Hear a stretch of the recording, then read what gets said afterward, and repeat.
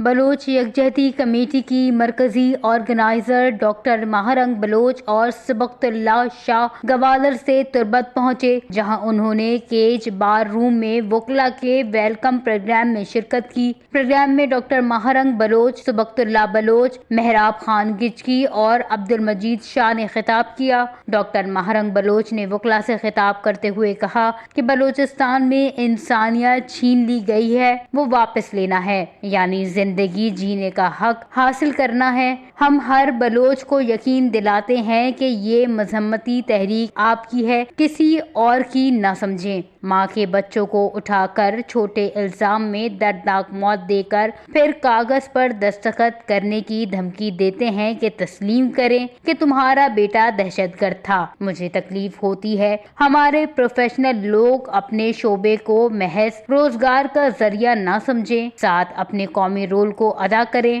ہر professional Baloch کو قوم کے لیے جنگ لڑنا چاہیے۔ ڈاکٹر ماہرنگ بلوچ کا مزید کہنا تھا کہ آئینی ترمیم کی آڑ میں بلوچ و بلوچستان کے وسائل و تحریک کو کاؤنٹر کرتے ہیں۔ FIR کبھی بھی ہمیں پریشان یا دبا نہیں سکتی ہے۔ ہمارا مقصد یہی ہے کہ ریاست کے ہر عمل کو ایکسپوز کرنا ہے، یہی سیاسی کارکن کی جدوجہد ہے۔